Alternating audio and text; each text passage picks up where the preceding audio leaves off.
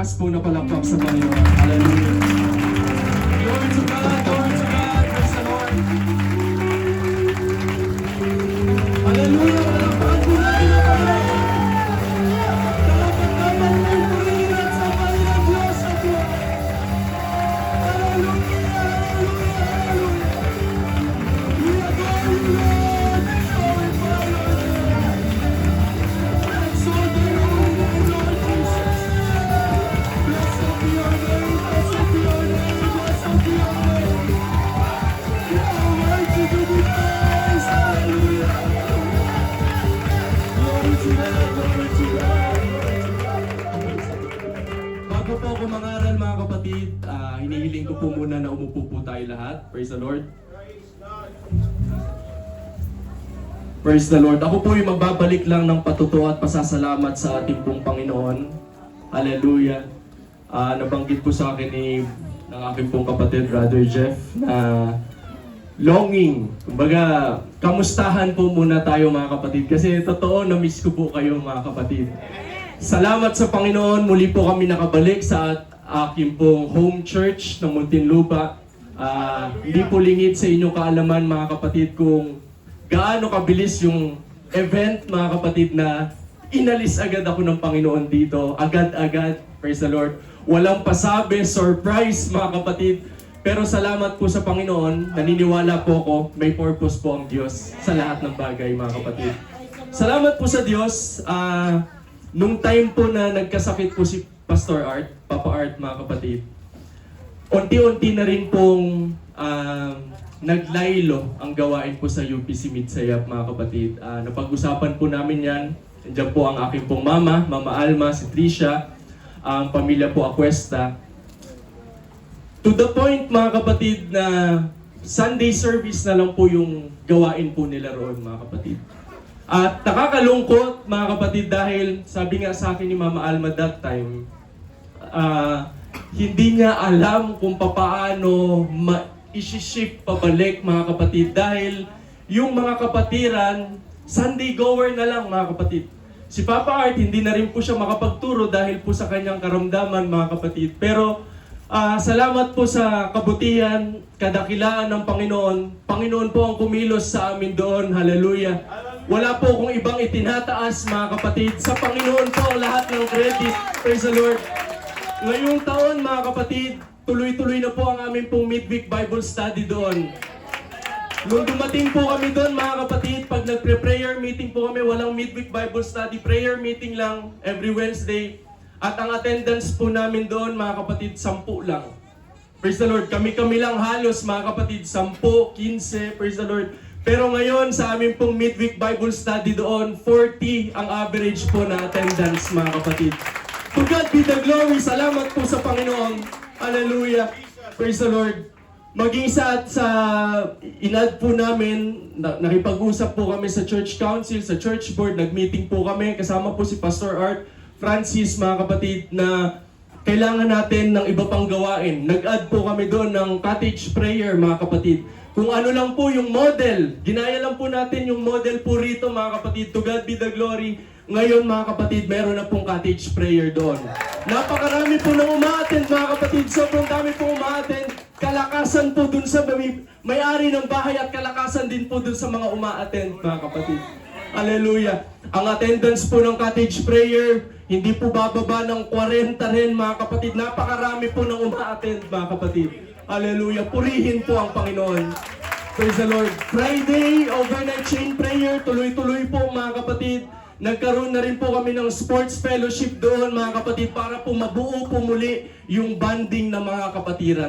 Mind yung mga kapatid, pati yung mga babae doon, nagbabasketball mga kapatid. Nanay, young people, magkakakampi-kampi mga kapatid, nagbabasketball, walang traveling, walang violation mga kapatid. Takbo lang, sakitan lang mga kapatid, sapat na. Praise the Lord. Pero salamat sa Panginoon, nakakatuwa ang ginawa po ng Panginoon, hallelujah. Hindi po nagpapabaya ang Panginoon po natin na pinaglilingkuran. Buhay po ang Diyos na ating pong pinaglilingkuran mga kapatid. Hallelujah. Dito ko po nakita mga kapatid na as long as tayo po ilalakad sa purpose ng Panginoon, hindi po tayo pababayaan ng Panginoon. As long as nasa purpose po tayo ng Diyos. hindi po tayo pababayaan ng Panginoon. Huwag po tayong mag-alala sa ating pong bukas, mga kapatid. Hindi ka pababayaan ng Panginoon as long as nakaalahin ka sa kalooban ng ating pong Panginoon. Praise the Lord. At ngayong Sunday, since wala po kami doon, mga kapatid, si Pastor Francis po ang mangangaral doon. Salitan po kami. Since first year college pa lang po si Pastor Francis, mga kapatid, kailangan pa po talaga niya ng assistant. At salamat po sa Panginoon, ginagamit po yung batang yon. Malaki po ang potential ng batang yon, mga kapatid. Napakagaling, praise the Lord, sa kapurihan po ng ating pong Panginoon. Praise the Lord. Salamat po sa Diyos, mga kapatid. At pag-pray nyo rin po kami, mga kapatid, dahil mamaya kami po ay babalik na rin po ng Mitsaya. 6 p.m. po ang aming pong flight. Hindi rin po kami makapagtagal dito, mga kapatid, dahil hindi po namin pwedeng maiwan doon ng matagal. Kailangan po makapag-focus sa gawain po ng ating pong Panginoon. Maraming salamat, praise the Lord, na-miss ko po kayo. Pagbalik namin, nung umalis kami, medyo mainit. Pagbalik namin dito, praise the Lord, ang lamig-lamig na pala, mga kapatid. So, baka sa susunod na balik namin, mga kapatid, magsama-sama na po tayo sa bagong church na ipapatayo ng Muntinlupa, mga kapatid. Praise the Lord. May plano po ang Panginoon sa Muntinlupa Church, mga kapatid.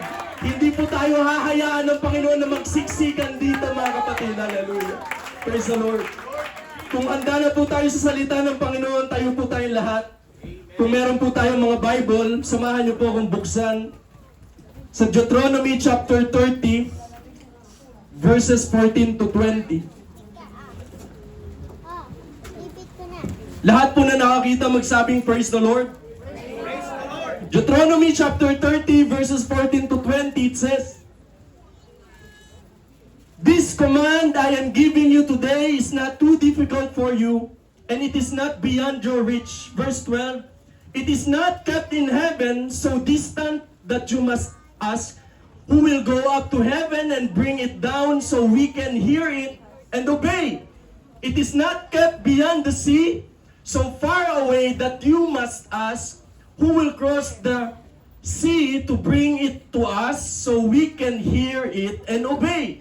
No, the message is very close at hand. It is on your lips and in your heart so that you can obey it." Now, ang versikulong po iyan, mga kapatid, ay pertaining sa salita po ng Panginoon.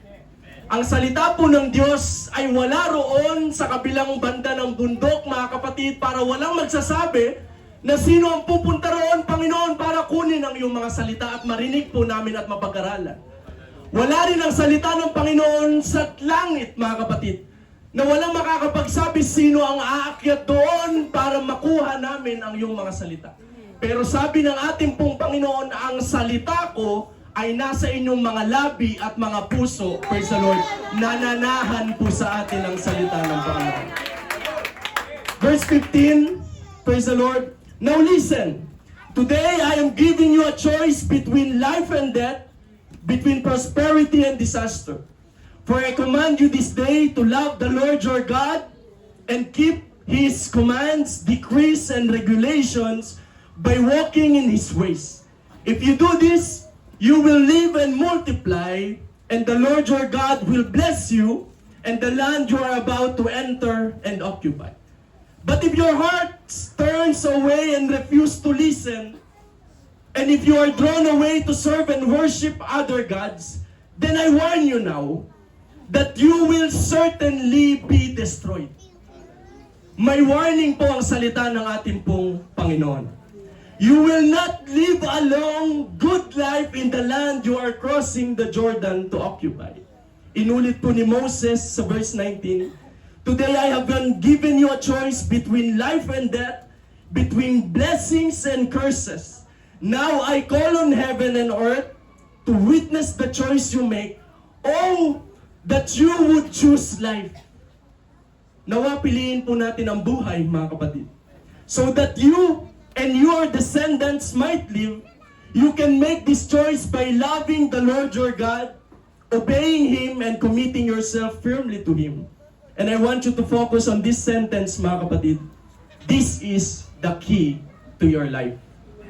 Sa lahat po ng sinabing instruction ni Moses, mga kapatid, sinamarize po niya ang mensahe ng Panginoon sa isang sentence. This is the key to your life. Ang pagsunod sa Panginoon, sa salita ng Diyos, ito po ang susi sa buhay ng tao, mga kapatid. Hallelujah. And if you love and obey the Lord, may pangako, mga kapatid, you will live long in the land the Lord swore to give your ancestors, Abraham, Isaac, and Jacob. Talon po tayo, Joshua chapter 4, verses 5 to 7. And Joshua said to them, pass on before the ark of the Lord your God in the midst of the Jordan, and take up each of you a stone upon his shoulder, according to the number of the tribes of the people of Israel, that this may be a sign among you. When your children ask in time to come, what do those stones mean to you? Then you shall tell them that the waters of the Jordan were cut off before the ark of the covenant of the Lord. When it passed over the Jordan, the waters of the Jordan were cut off. So these stones shall be to the people of Israel a memorial forever. Pagpalain po ang pagbabasa ng salita ng Panginoon. Hallelujah. Taas po natin ang ating pong mga kamay. Hallelujah. Lord, hindi po kami nag-e-expect sa mga ngaral, Panginoon. Kami po ay nag-e-expect sa mga salita mo, Diyos, nakikilos sa amin pong kalagitnaan. Lord, we can do nothing without you, Lord Jesus. Kumilos ka ng may kalayaan, Panginoon, sa congregation ng Muntinlupa. Have your way, Lord God, for you are welcome into this place. Hallelujah. Let your anointing fall on us, Panginoon. Help me to preach under the canopy of your grace and anointing. Hallelujah. Give us wisdom, knowledge, and understanding. Prepare our hearts, Lord God. Hallelujah. Tulungan niyo po kami, Panginoon, na matanggap ang iyong mga salita ng may kababaan, Lord. Pakuran niyo po ang lugar na ito ng iyong banal na dugo.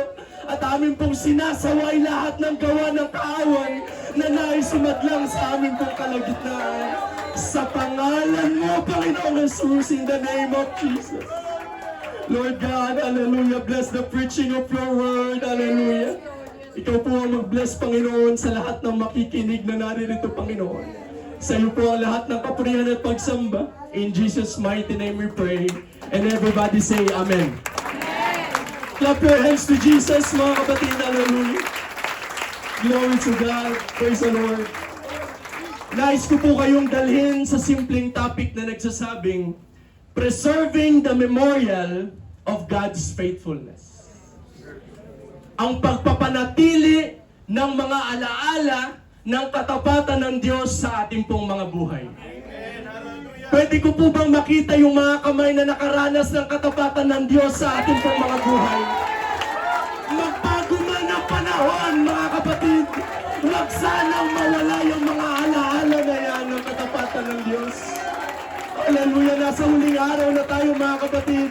Huwag sana mawala yung mga alaala ng katapatan ng Diyos sa ating buhay.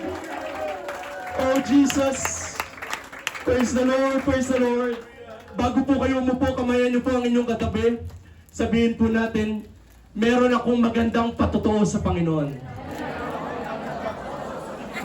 Glory to God. God bless you. You may all be seated, mga kapatid.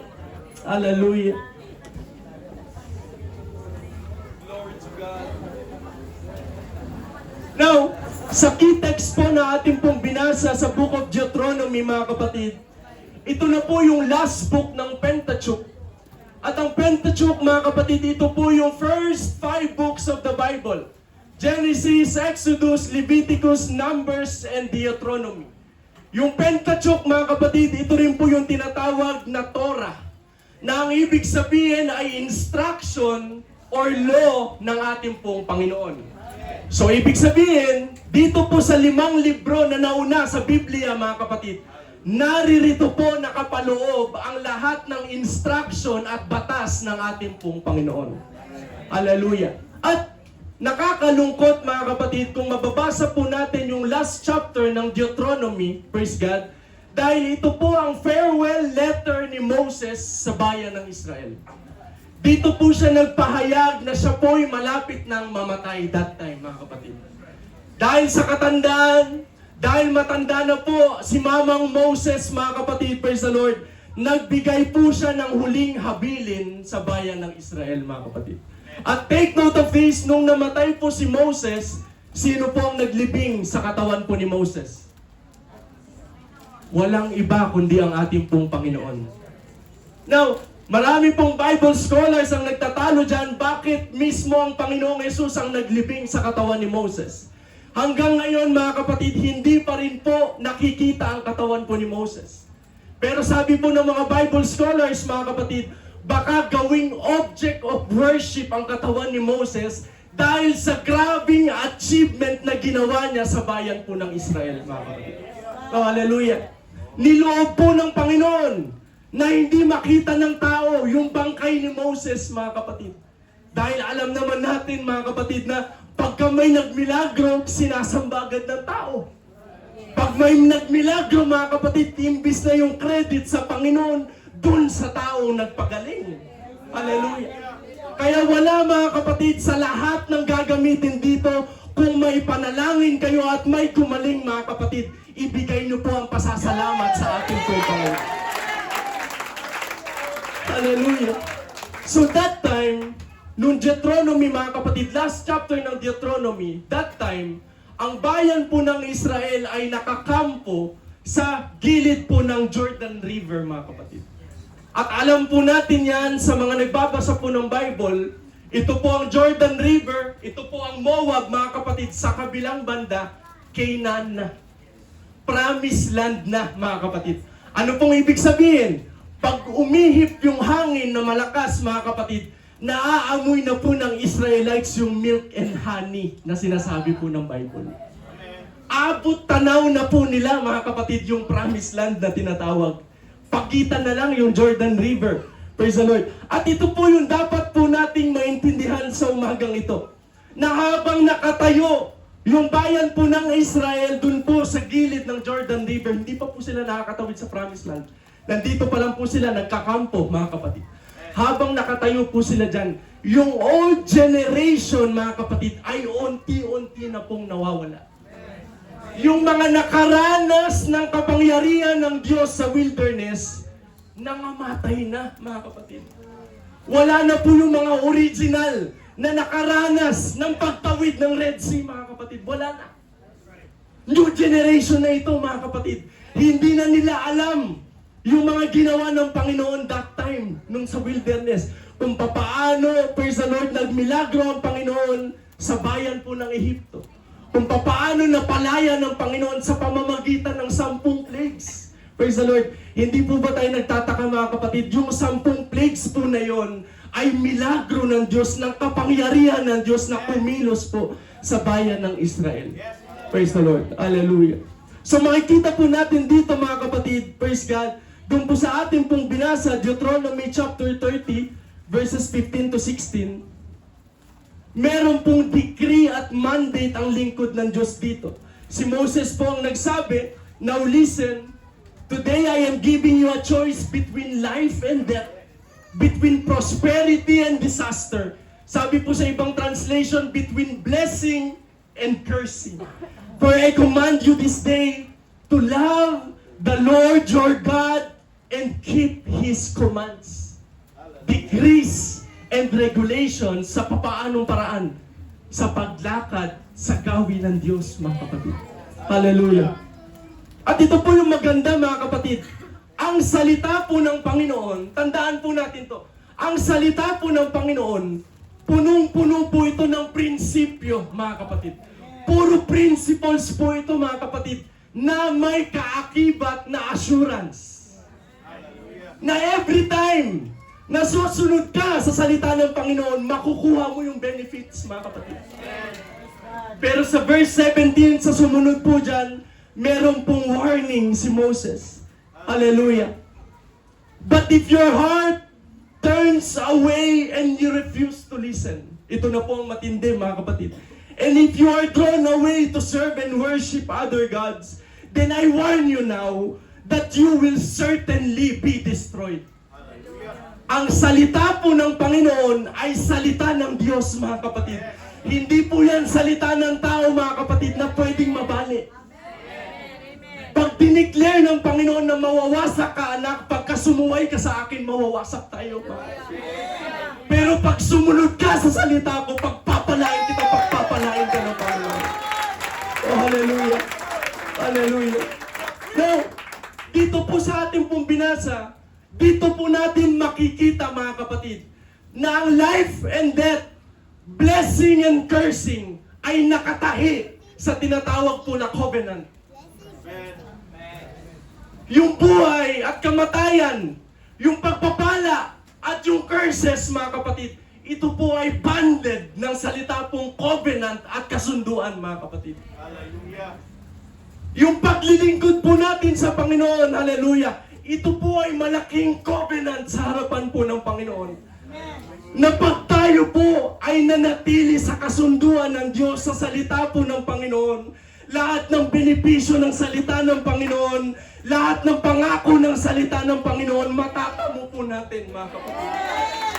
Pero every time na puputulin po natin yung kasunduan at yung covenant natin sa Diyos, every time na magkakasala po tayo, mga kapatid, hallelujah, may consequence din po. We will be certainly be destroyed, sabi po ng salita ng Diyos. Oh, hallelujah. There is a condition of judgment and blessing. Lahat ng makikinig, lahat ng susunod, lahat ng magpapasakop sa salita ng Panginoon, pagpapalain ng Diyos, iingatan ng Panginoon, yung favor ng Diyos nasa sa inyo. Pero lahat ng susuway, lahat ng rebellious, mga kapatid, hallelujah, may consequence po, mga kapatid, na nagayabang. Oh, in the name of Jesus. Hallelujah. Malakas po na palakpak sa Panginoon.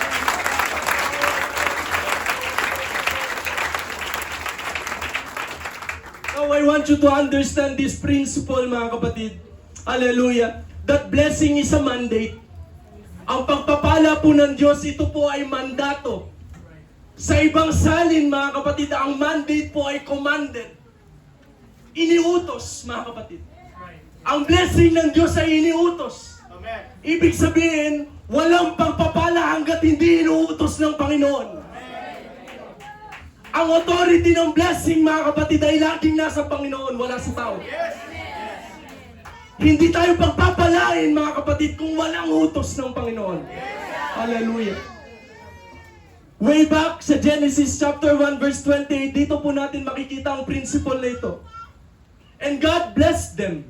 Diyan pa lang, mga kapatid.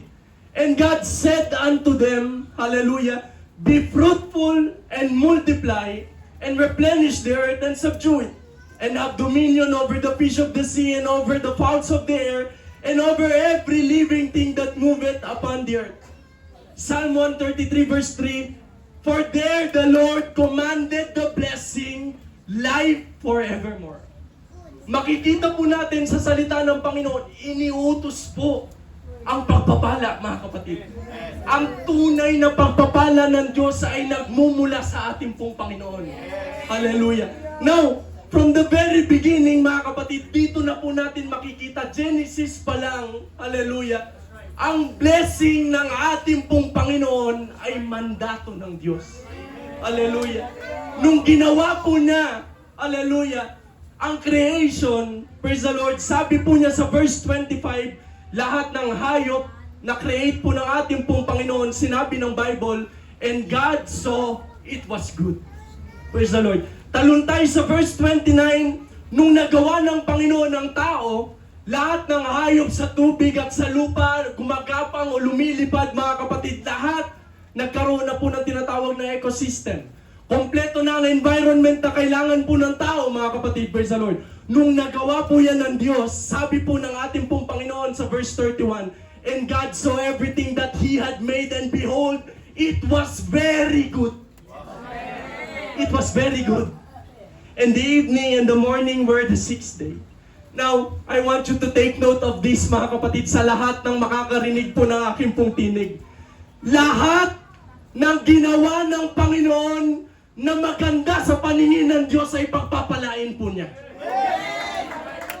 Lahat ng ginawa ng Panginoon, hallelujah, na maganda sa paningin ng Diyos ay pagpapalain po. Ano po ang ibig sabihin, mga kapatid? Kung yung pinag-pray mo ay maganda sa paningin ng Diyos at kalooban ng Diyos, pagpapalain ka ng Panginoon.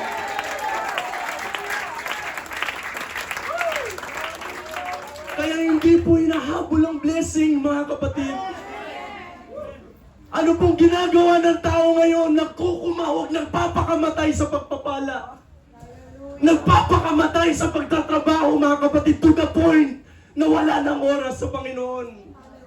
Hindi po hinahabol ang pagpapala, mga kapatid. Iniuutos po ito ng Diyos. At kung maganda sa paningin ng Diyos, pagpapalain ka po niya. Praise the Lord. Kung yung pinapanalangin po nating trabaho ay kalooban ng Diyos at alam ng Diyos na papalaguin ka niya, ibibigay po yan ng Panginoon. Wala pong duda, mga kapatid. Magtiwala po tayo sa Panginoon. Hallelujah. Manampalataya po tayo sa Diyos. Palakpakan po natin ang Panginoon. Oh, hallelujah, hallelujah. Nung kami po ay nalipat sa Midsayap, mga kapatid, praise the Lord, napaka-bilis po ng pangyayari. Biglaan po yun, mga kapatid. That time, nag-usap po kami na aking pong asawa. Praise the Lord. Hindi po namin alam yung gagawin po namin. Blanco po kami, mga kapatid. Napakarami po namin plano. Kwinento ko po yan sa ating pong butihing pastor, mga kapatid. Praise God. Nung time na siya po ang naging guest speaker po namin nung December sa aming pong anniversary and Thanksgiving. Praise the Lord. Napakarami namin plano ni Sister Giselle. In fact, mga kapatid, yung pag-aaral ng mga bata, nakaplano lahat dito sa Manila, mga kapatid. Umuha kami sa sakyan, praise the Lord. Yung mga investment, nandito. Yung aming pong trabaho, nandito, mga kapatid. Pero hinugot po kami bigla ng Panginoon. At nakita po namin, mga kapatid, habang nandoon kami, ngayon, mga kapatid, doon po namin napatunayan na ang blessing ng Panginoon wala po sa lugar. Ang provision at blessing ng Panginoon wala po sa lugar, mga kapatid. Nasa pagsunod. Nasa obedience, mga kapatid. Hallelujah. Kaya lagi ko pong sasabihin, mga kapatid, as long as tayo po ay lumalakad sa kalooban ng Panginoon, hindi ka pababayaan ng Diyos. Consistent po ang Bible dyan. Matthew chapter 6 verse 33. Kung uunahin lang natin ang righteousness ng Panginoon, lahat ng bagay dadagdag po niya sa atin. Consistent po. The righteous shall live by faith, sabi ng Bible. Hallelujah, hallelujah. Praise the Lord. In the Bible, parental blessing was worth fighting for. Sa Biblia, mga kapatid, ang blessing po ng mga magulang ay pinag-aagawan, mga kapatid. Hallelujah. All throughout the scripture, napakahalaga ng blessing ng magulang, mga kapatid. In fact, sino po yung pinakasikat na nagagawan sa blessing ng magulang? Si Jacob and Esau, mga kapatid. Doon pa lang makikita na po natin yung importansya ng pagpapala ng magulang. Hallelujah. Pero ito po ang nakakalungkot, mga kapatid. Dahil sa generation po natin ngayon, unti-unti nawawalan po ng authority ang magulang sa mga anak. Oh, hallelujah. Nakakatakot, mga kapatid. Hallelujah. Dahil parang normal na lang na yung mga anak walang respeto sa mga magulang. Nakakatakot, mga kapatid, na parang okay lang na hindi natin galangin ang ating mga magulang. Nakakatakot, mga kapatid. Now listen to this very carefully. Exodus chapter 20 verse 12. Honor thy father and thy mother, that thy days may be long upon the land which the Lord thy God giveth thee.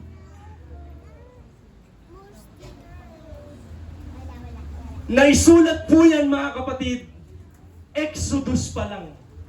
Hindi nga New Testament, mga kapatid. Exodus pa lang after ng creation. Isipin po natin, mga kapatid, alam ng Panginoon na darating yung araw na yung mga anak ay magiging suwail sa mga magulang. Exodus pa lang naisulat na, mga kapatid. At kung susumahin po natin ang kasalanan ng tao sa sanlibutan, praise the Lord, napakarami pong kasalanan ng tao na pwede sanang isulat sa Ten Commandments. Pero ang naisulat dyan, mga kapatid, kailangan nating galangin ang ating pong ama at ina. Hallelujah. Hindi po ba natin nare-realize, mga kapatid, alam ng Diyos na darating ang araw na may mga anak na hindi re-respeto sa magulang. Oh God, hallelujah. Ephesians chapter 6 verse 2, honor your father and mother. This is the first commandment with a promise.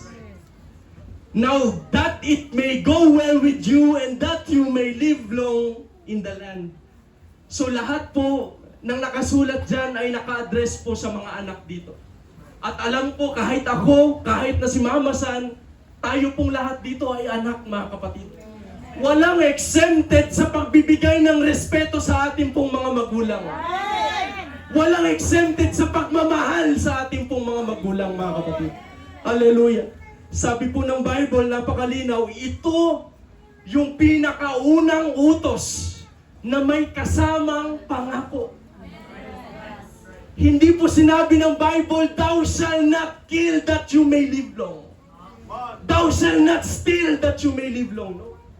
Sinabi ng Bible, galangin mo ang ama at ina mo para mabuhay ka ng mapayapa. Walang pangako sa ibang utos, mga kapatid, dyan lang. Hallelujah. Oh, hallelujah. Longevity and stability are attached to honoring parental authority, even imperfect ones. Wala pong perfect na magulang, mga kapatid. In the same note, wala rin namang perfectong anak.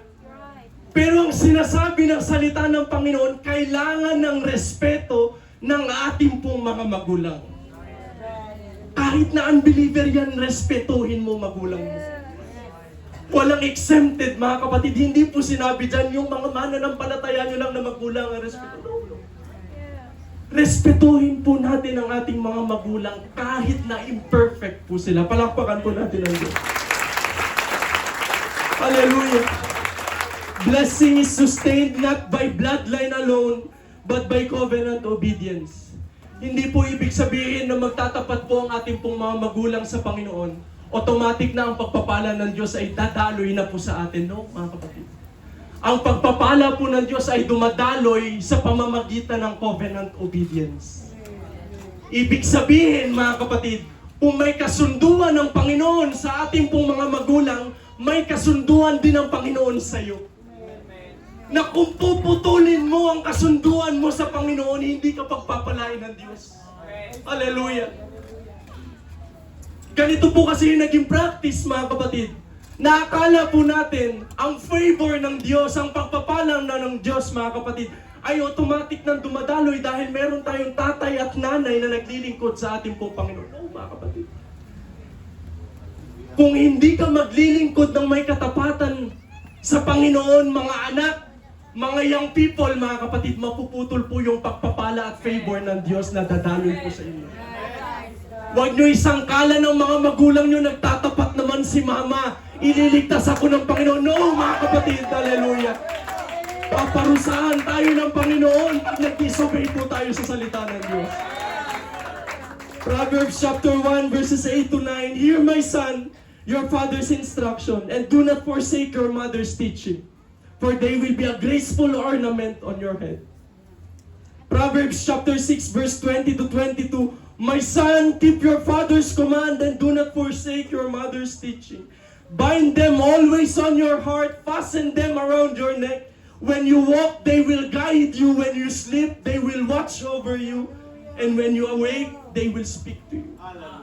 Proverbs 20:20, whoever curses his father or his mother, his lamp will be put out in deep darkness. Colossians chapter 3 verse 20, isa pong familiar verse sa ating lahat. Children, obey your parents in all things, for this is well-pleasing to the Lord. Ang pagsunod po sa magulang, mga kapatid, ay kalugod-lugod sa paningin ng Diyos. Baliktarin natin. Ang hindi pagsunod sa magulang, mga kapatid, hallelujah, hindi po nalulugod ang Panginoon sa atin. Sa mga young people, mga kapatid, namamanhik po ako sa inyo, sumunod po tayo sa ating pong mga magulang. 2 Timothy chapter 3 verses 1 to 2. But mark this, there will be terrible times in the last days. People will be lovers of themselves, lovers of money, boastful, proud, abusive. At ang huli po dyan, disobedient to their parents. Naisama na naman, mga kapatid. Sa mga huling araw, hindi lang mayayabang ang tao, hindi lang maibigin sa salapi, mga wala ring galang sa magulang. At tunay po ang salita ng Panginoon, mga kapatid, wala nang respeto ang mga young people sa mga magulang.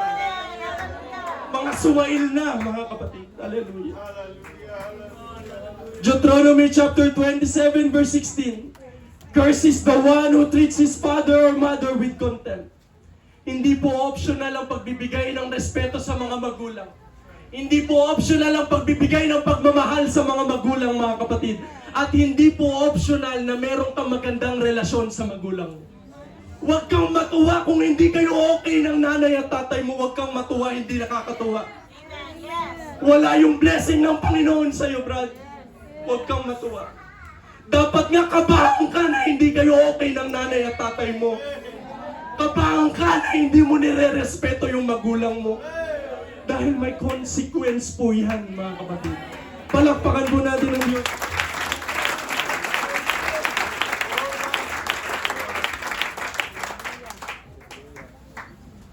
Praise the Lord. Hallelujah. So sa lahat po ng young people dito, makikiraan po ako sa inyo. Hindi po ako ang inyong pastor. Nandito po ang inyong pastor, mga kapatid.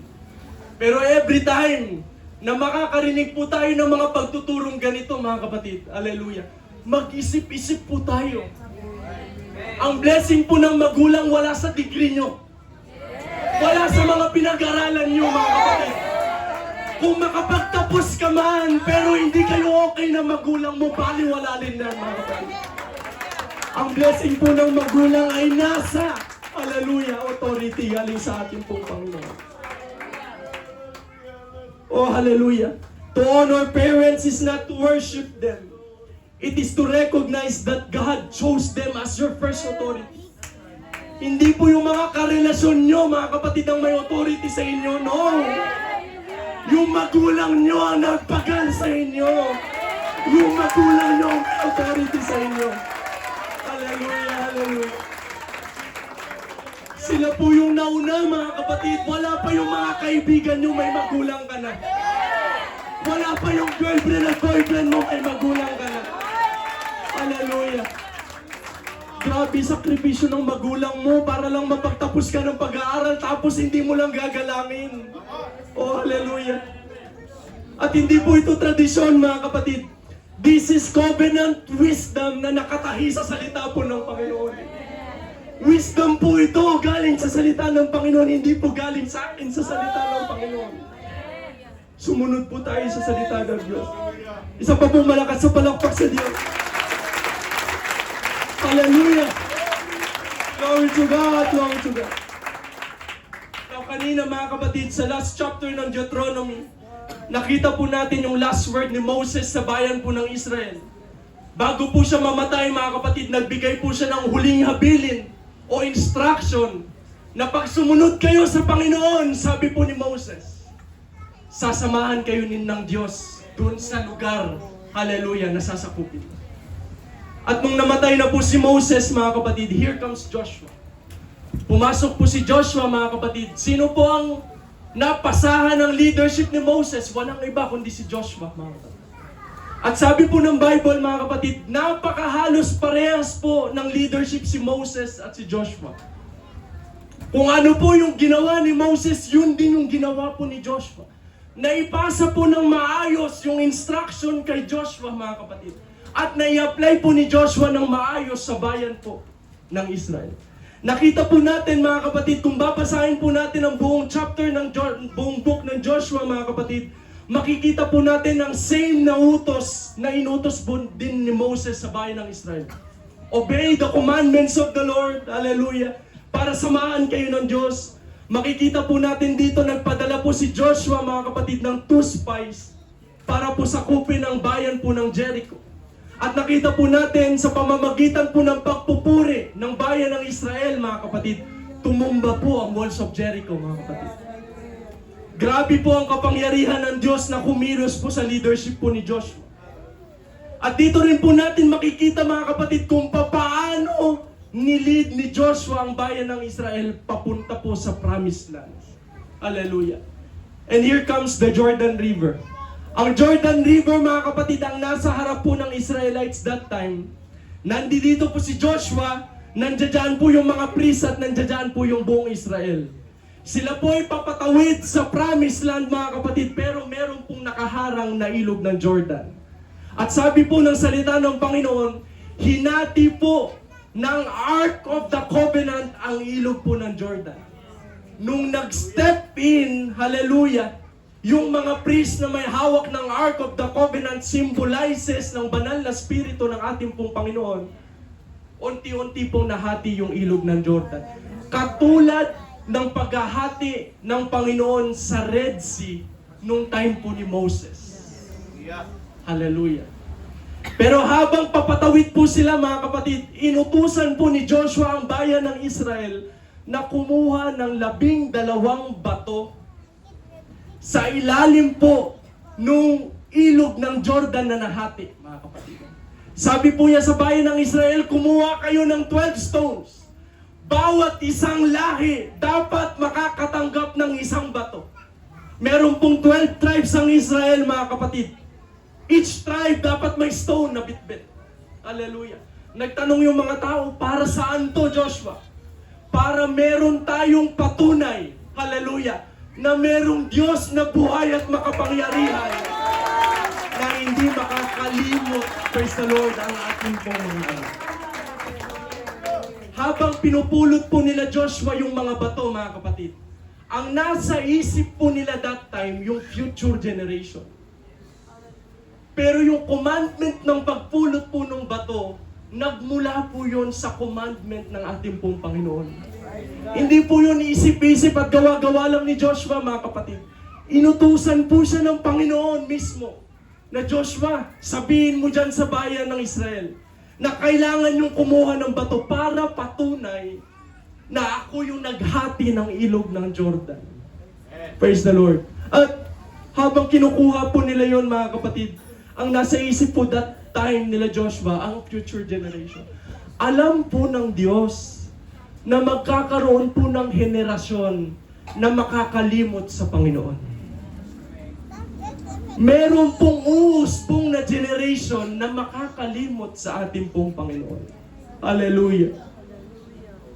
Kung babasahin po natin ang Joshua chapter 6 up to chapter 12, mga kapatid, makikita po natin dito ang series of battle ng Israel laban sa mga bayan ng Cananeo.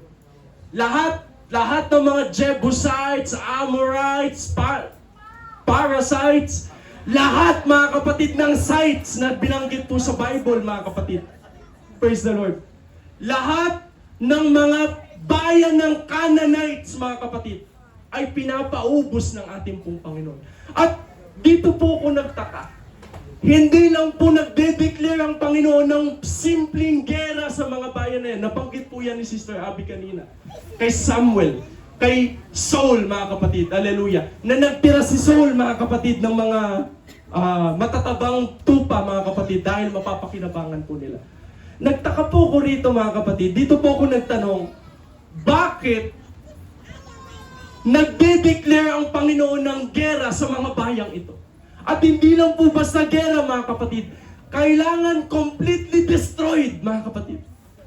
Walang ititira, maski hayop, maski bata, maski matanda, maski hari, patay lahat. Sunugin ang kayamanan, sunugin ang ari-arihan, lahat patay.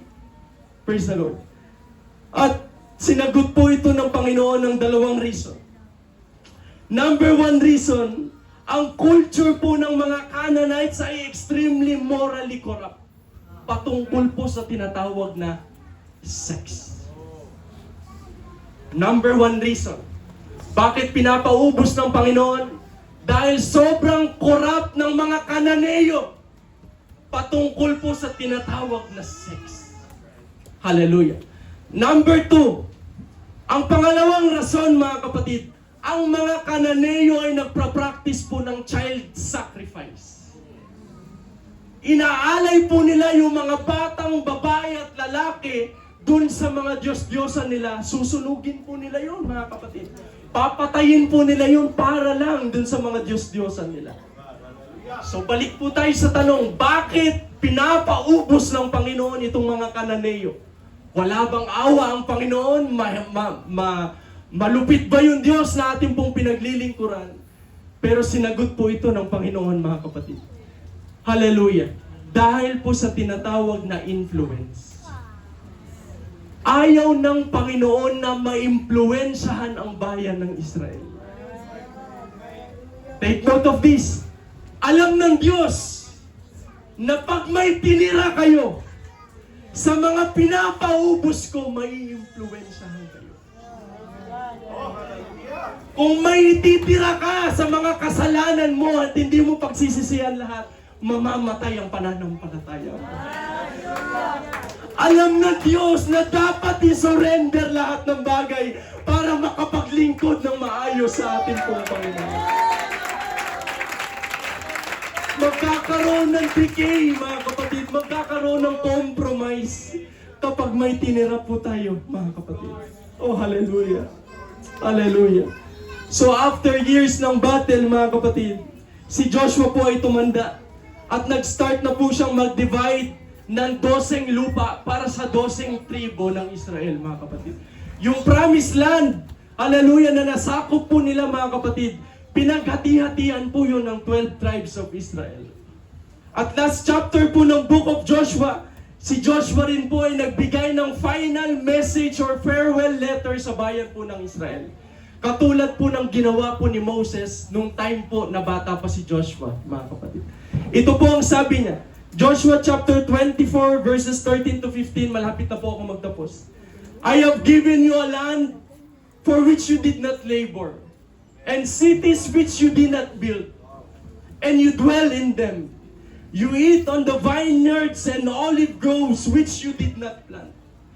14, now therefore, fear the Lord, serve Him in sincerity and in truth, and put away the gods which your fathers served on the other side of the river and in Egypt. Serve the Lord, and if it seems evil to you to serve the Lord, ito na po yung common verse sa ating lahat. Hallelujah. Choose for yourselves this day whom you will serve, whether the gods which your fathers served that were on the other side of the river, or the gods of the Amorites in whose land you dwell. But as for me and my house, we will serve the Lord.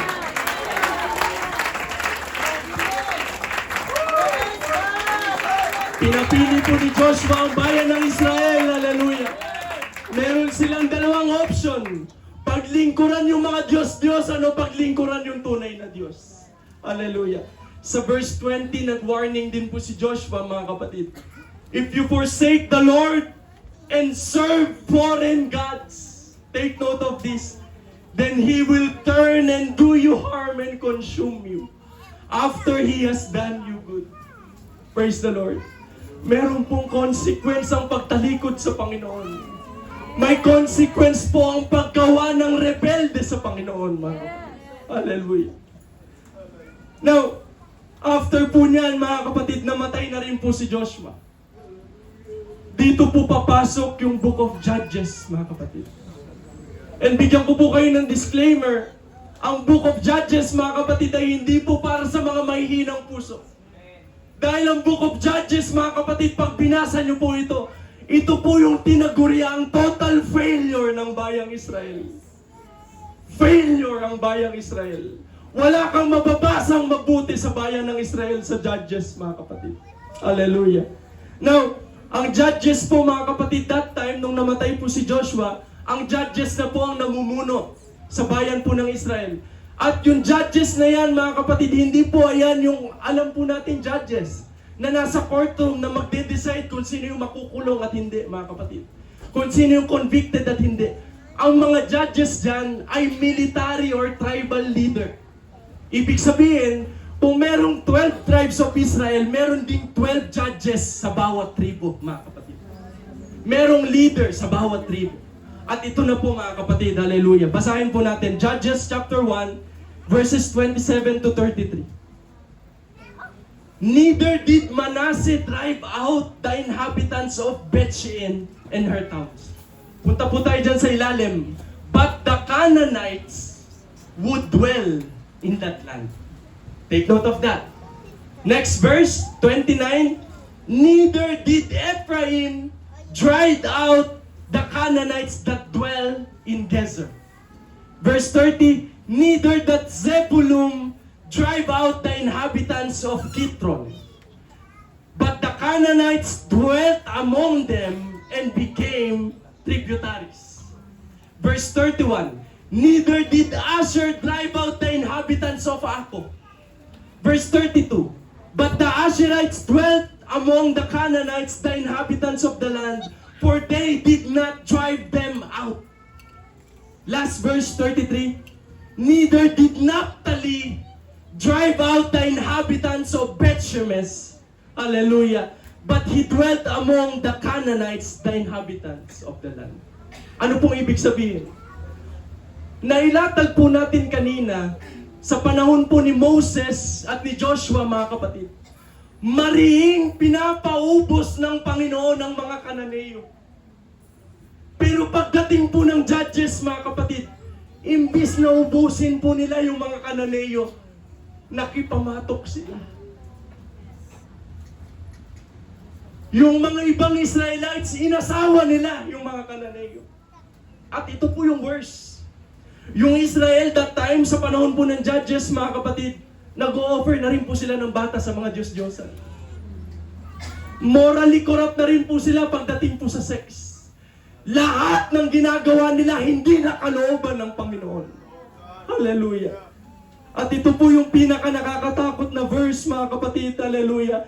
Joshua chapter 2 verse 10. Isa po sa pinaka nakakatakot na verse sa Bible. Judges chapter 2 verse 10. After that whole generation had been gathered to their ancestors, take note of this, another generation grew up who knew neither the Lord nor what He had done for Israel.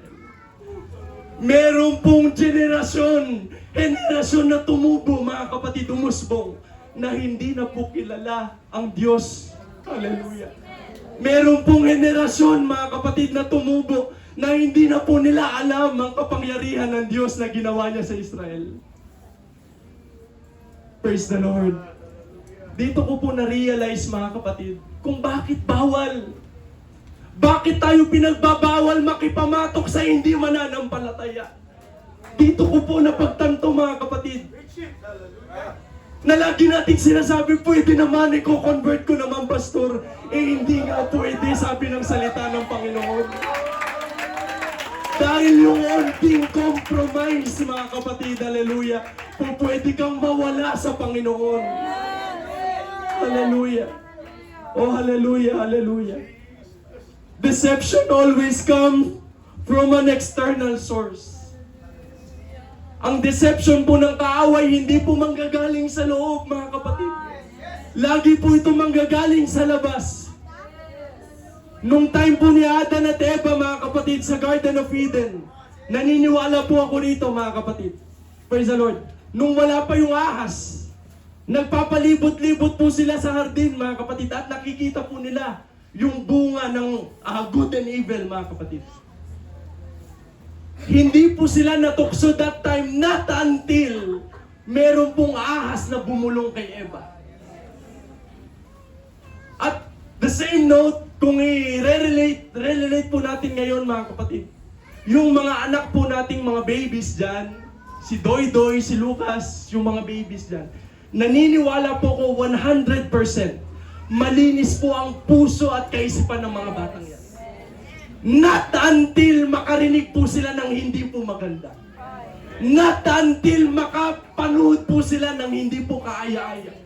Not until na may magturo sa kanila ng kademonyuhan. Hallelujah. Na-share ko rin po ito sa Midsayap, mga kapatid. Nagpa-check up po kami ni Giselle dun po sa kamag-anak po nilang Pidia sa Midsayap. That time, mga kapatid, nagbabayad na po kami sa cashier, bumibili po kami ng gamot. Praise the Lord. Nagulat po kami, may bata doon kasing laki po ni Adalia, mga kapatid. At yung bata na yon, hindi ko alam kung pamangkin siya nung cashier o anak siya nung cashier, mga kapatid. Parang inutusan po siya nung cashier, tayo ka dyan, parang may pinapakuha, mga kapatid. Alam mo, sabi nung bata dun sa cashier na matanda, mga kapatid, sabi nung bata, binadpinggiran, mga kapatid, yung cashier. Imagine ninyo, kasing laki ni Adalia, nagbabad finger. Nagtinginan po kami ng mag-asawa, mga kapatid. Saan nakuha nung batang yun yung ganung pagmumura? Sa tingin nyo ba, tinuro ng magulang? No. Pero that time, nakita po namin yung bata, mga kapatid. iPad, naglalaro, cellphone, grabe yung cellphone, mga kapatid. Hallelujah. I do believe walang magulang na magtuturo sa anak ng pagmumura. Hallelujah. Pero grabe kasi yung deception ng kaaway sa ating pong mga gadgets. Ingatan po natin, mga kapatid, hallelujah. Nadadaya po tayo sa ating pong mga gadgets.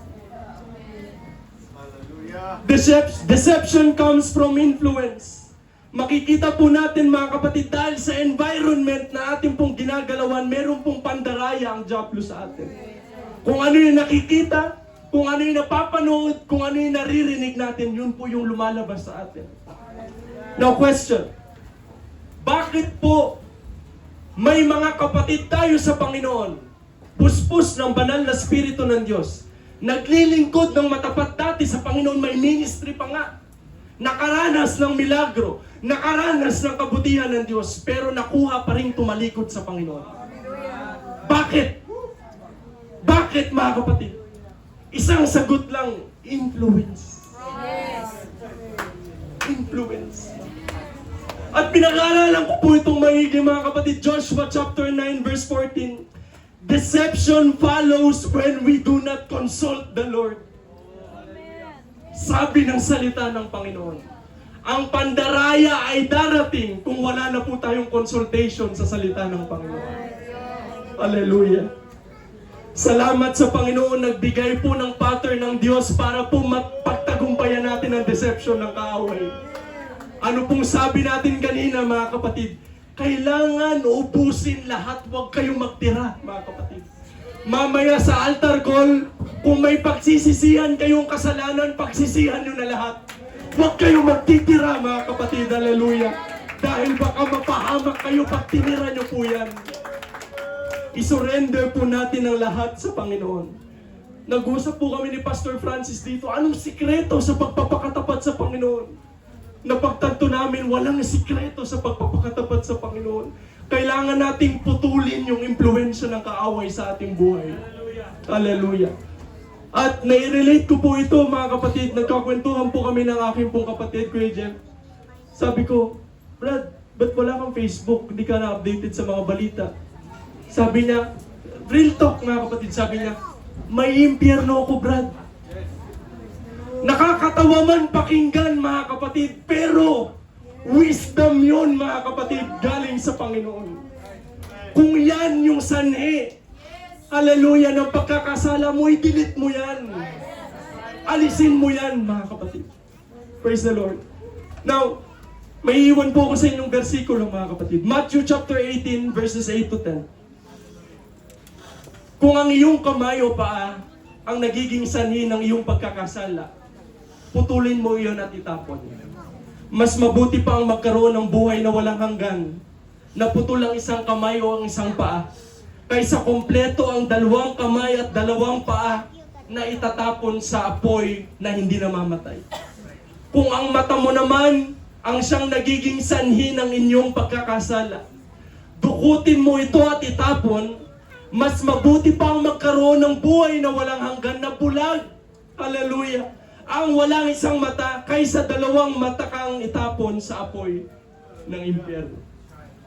Na meron pong pangungusap ang Panginoon po rito. Hindi po literal na puputulin po natin ang kamay natin kung nagkakasala po itong kamay natin.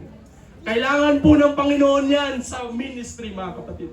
Hindi po literal na dudukutin po natin ang ating mata, mga kapatid, kung nagkakasala yung mata natin. No, mga kapatid. Figure of speech po ang ginamit po ng Panginoon dyan. Hallelujah. Pero mapapansin po natin, praise the Lord, lahat ng ginamit ng Panginoon na figure of speech ay importanteng bahagi sa ating katawan. Importante po ba sa atin ang ating mga mata? Importante din ang mga kamay, mga kapatid. Maging yung paa po natin importante. Pero kahit gaano ka-importante yung mga bagay na yan, kung nakakapagpa-impyerno sa iyo yan, putulin mo yan. Ibig sabihin ng Panginoon dyan, yung impluensya, mga kapatid. Kung yung trabaho mo, ang nagiging dahilan kaya hindi ka na nakakapagsimba pag linggo, mas mabuti pa na wala yung trabaho na yan kaysa kompleto ka na pupunta ka sa dagat-dagat ang apoy. Sabi ng salita ng Panginoon. Kung meron kang girlfriend o boyfriend ngayon, hallelujah, praise the Lord, na hindi mo kayang isuko, sabi ng salita ng Panginoon, putulin mo yan. Mas mabuti pa na hindi ka kompleto kaysa kompleto ka na itapon sa dagat-dagat ang apoy. That time na-realize ko, mga kapatid, hallelujah, grabe yung Facebook. Grabe, mga kapatid, yung social media. Gusto ko pong sabihin ito with authority, mga kapatid, hindi kalooban ng Diyos sa mga TikTok na yan. I-delete po natin yan, mga kapatid. Hallelujah. With authority. At lagi ko pong sasabihin, mga kapatid, pag may warning ang Panginoon, pag hindi tayo sumunod sa warning ng Diyos, may judgment na kasunod. Lagi po yan, mga kapatid, every time na may magwa-warning sa salita ng Panginoon. Sodoma at Gomorrah, Noah's flood, mga kapatid, kay Jonah, lahat ng warning, pag hindi sinunod, may judgment na kasunod, mga kapatid. Praise the Lord. Hindi po natin kailangan yan. Now, sa mga matatanda po rito, wala pong exempted, pastor. Hindi naman ako nagpe-Facebook, wala naman akong ganyan, wala naman akong Instagram, wala naman akong TikTok. Matanda na ako, pastor. Praise the Lord. Sabihin po natin, Matthew chapter 5, verse 28. But I tell you, that anyone, hallelujah, who looks at a woman lustfully, has already committed adultery with her in his heart. Vice versa po yan, mga kapatid. Hindi po tayo pwede maging exempted. Ay, pastor, sa lalaki lang yan. No, mga kapatid.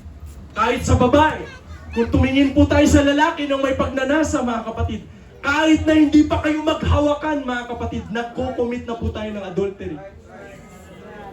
1 John chapter 3, verse 15. Anyone who hates a brother or sister is a murderer. Hindi mo pa sinasaksak yung kapatid mo. Galit ka pa lang sa kapatid mo, mamamatay tao na tayo. Oh, hallelujah. Ang sinasabi po ng Panginoon sa umagang ito, kailangan po nating putulin yung impluensya para po ma-preserve yung mga alaala ng katapatan ng Diyos sa ating pong mga buhay. Praise the Lord, praise the Lord. Sa lahat po sa atin dito, mga kapatid, praise God. Young people, nanay, tatay, lahat, mga kapatid, praise God, mga elders ng church, meron po tayong Panginoon na nag-iisa at ang pangalan, Panginoong Jesus.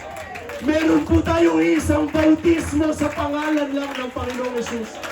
Meron po tayong banal na spirito, mga kapatid. Meron po tayong kabanalan na sinusunod sa pangalan ng Panginoong Jesus. Hallelujah, hallelujah. Praise the Lord. Tayo po tayo lahat, mga kapatid. Praise the Lord.